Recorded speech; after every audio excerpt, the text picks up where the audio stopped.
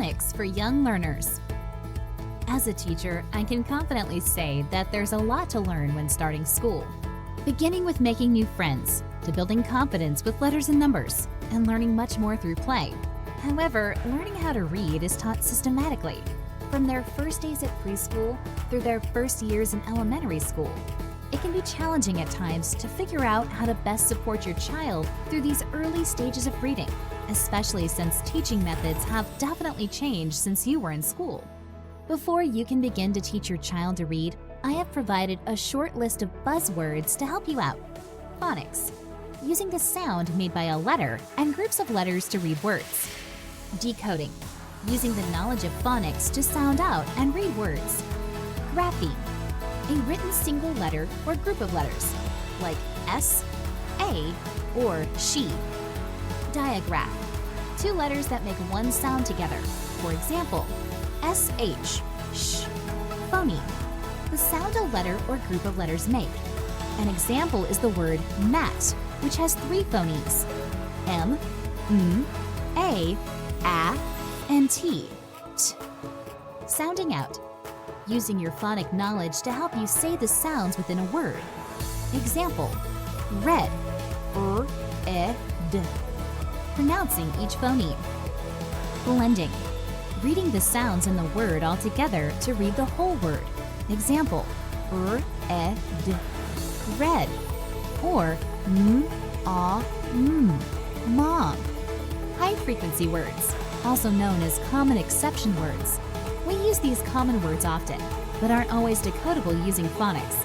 Examples of high-frequency words are the, one, and where. Children are taught to recognize these words on sight. The most important word out of that list when teaching your children to read is phonics. Phonics, using the sound made by a letter and groups of letters to read words, is so widely used because there is an abundance of research showing it works. In preschool or nursery school, children begin to develop their listening skills so that they can tune in to the different sounds and words, laying the foundation to learn names and sounds.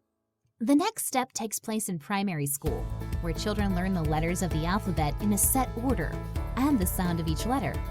Once that is learned, children can begin to sound out and read short, simple words.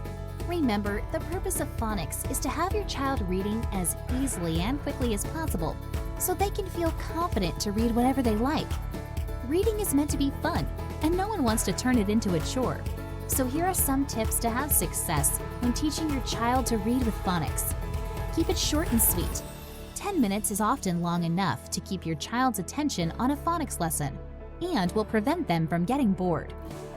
Quality time. Pick a time to read when your child is not too tired, and try to find a quiet place where they won't be distracted by screens, siblings, or pets. Even when your child becomes a strong, independent reader, keep on reading with them. Not only are their reading skills important, but that quality time you spend together is too. Form a partnership with the teacher. Ask your child's teacher how you can highlight reading and phonics inside the home, and feel free to express any concerns you may have. Spread the joy of reading. Keeping plenty of books and/or magazines around the home will show your child how valuable reading is, while cultivating a lifelong love of reading. In my experience, most children begin to put their phonics knowledge into practice when they transition from a toddler to a young reader. At this age, the focus has shifted from using phonics only for reading to using phonics for spelling. However, it's not uncommon for young readers to go back and revisit their phonics knowledge, so don't worry if your child isn't completely confident yet. Keep up with reading to your child, especially books that appeal to their interests and topics that excite them. Remember, children see, children do. Let them see you read and enjoying books or magazines. You'd be surprised how quickly they'll be grabbing books of their own. The key thing here is to not let your child become stressed or upset. Keep a positive attitude and reinforcement, continue reading, and keep the lesson short and fun. Teaching children is not a simple task, and if after reading these steps you're left feeling a little overwhelmed, no need to worry. I have a solution for that too. Click the link below to see how Sarah Shepard, a fellow teacher, has taught over 35,000 children how to read with her program, Reading Head Start.